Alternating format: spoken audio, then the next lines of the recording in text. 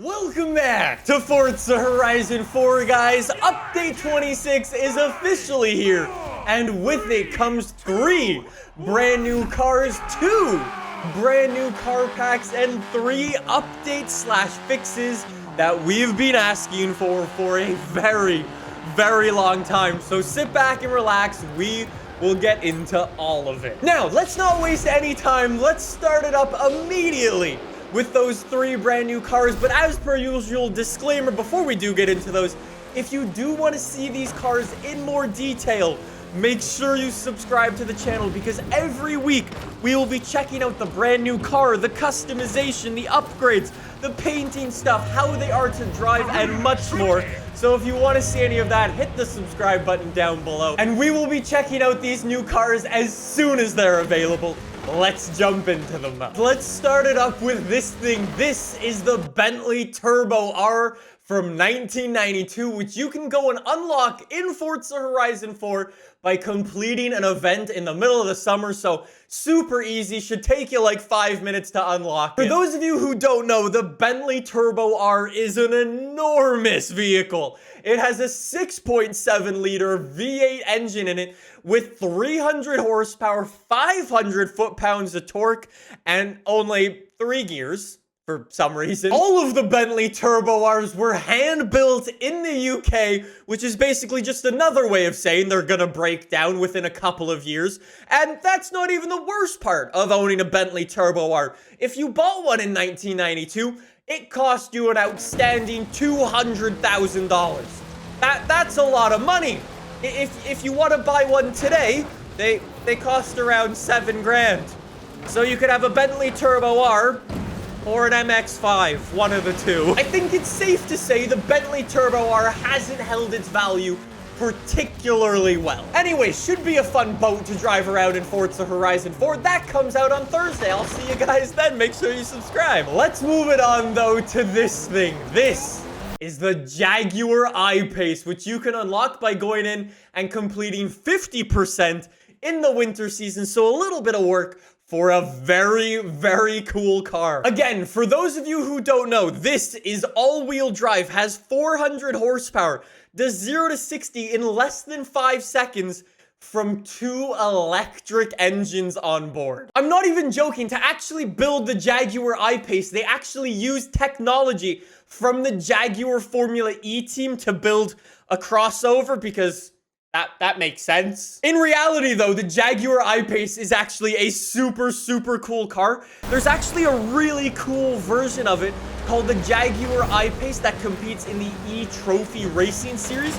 It's got a big old rear wing, front splitter, all these cool bits and bobs. I'm not even joking. In full coincidence, I built one of these things out of Lego yesterday over on my Twitch channel. So shout out to me. In terms of customization, this could actually be a really interesting one.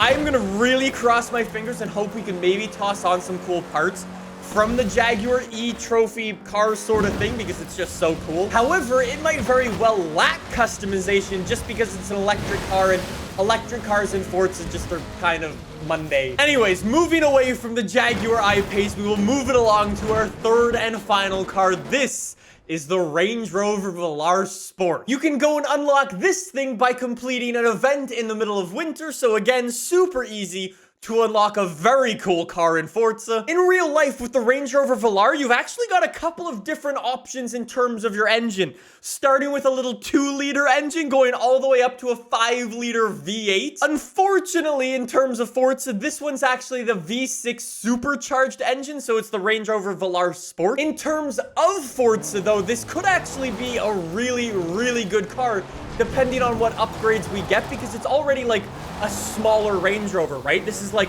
a Range Rover small, which basically means it's way, way lighter, and depending on what upgrades we get, this thing could be very, very competitive. We will have to find out, though. And unfortunately, that is it for the brand new cars in Forza Horizon 4. I must say, props to Forza, because all 3 of these cars are brand new for the Forza franchise, which is always awesome. Gives us something new to go and check out for the first time ever. Unfortunately, though, one, It's a themed month. It's a UK month. These cars are actually really, really cool, so you can't hate on it that much. But I'm just gonna say, if you wanted another really cool British car, I wonder what you could put in. I'm at a loss for words. Anyways, let's move it away from the brand new cars and move it across to those 2 brand new car packs. And this is the first one. This is the British Sports Car Pack, which includes 6 cars for you. Or you've also got an Any Terrain Car Pack, which unfortunately doesn't have a graphic associated with it, but I believe is also 6 different cars. Now, unlike the Welcome Pack for Forza Horizon 4 that we got a little while ago, this one doesn't actually include any new cars. For those of you who don't know, the Welcome Pack were Welcome Pack Edition cars into Forza Horizon 4. These are just enabling people who don't want to go out and purchase the car pass in Forza Horizon 4 to get those cars without spending the full price on the car pass. Long story short, cool idea, but no new cars for us to go and play around. Finally, we move it over to those 3 big updates / fixes, and the biggest one of them all, the garage limit is finally increasing. Currently, the limit stands at 750 cars. That is going up to 1,000 cars, which is awesome. I don't know how many times I've gone in and unlocked one of the brand new cars in Forza and then had to immediately remove one of my older cars from my garage because I lacked room in my garage. So awesome job, Forza. An update that everybody is going to appreciate, so great stuff. Along with that, they're also fixing when you roll your car in Forza Horizon 4. Previously, the game was very trigger happy to reset your car when you flipped it. Well, they are fixing it now to give you a little bit more time to recover from rolls / crashes. And then third little update and fix, we are getting now reduced waiting times for online matches, whether that be the Eliminator, ranked, or just racing online. The games will now find you a match and other people to race against significantly quicker. How they're gonna do this, I don't actually know. Hopefully they're not removing certain options that we can go and race on to basically force people to play in certain modes, but you know, we'll have to see. And then, as you can probably imagine, there's one more thing to talk about. Forza bans. For those of you who don't know, this is Mike. Mike is the creative director over at Forza Horizon 4, basically the main guy behind the scenes who runs the show over at Forza. I've actually never had the pleasure of meeting Mike personally and speaking with him, but hopefully that can happen at some point in the future. And honestly, I agree with absolutely everything he said right here. So Mike, take it away. We had a bit of an issue last week following AR12's video on banning. And first of all, I want to say that, like, he's totally within his rights to make that video, and it included, you know, some really fair points that I think we've been addressing this week and indeed right now. So no criticism whatsoever on AR12 for making that video. And no doubt a lot of people watching this right now, games are a part of who they are. Games are on a level where people use it to describe who they are. We have seen that passion escalate into like real hatred, and the abuse that some of our team have received has been totally out of order. These are ultimately just people that are just doing their job.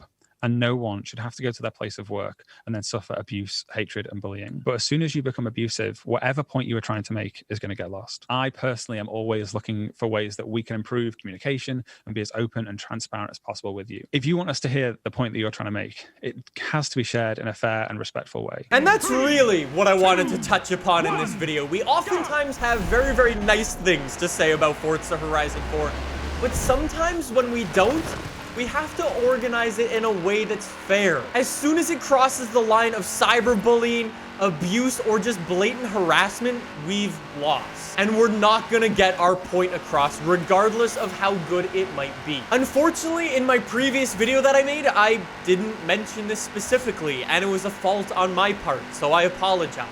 So before I wrap this up, I want to say a massive shout out to Mike, the people at Playground Games, and the entire team for listening to us. Thank you for having an open conversation with us, being transparent about the things you're trying to do, you want to do in the future, and the things that you still have to do. And that's gonna do it for Forza Horizon 4 this month. That is update 26.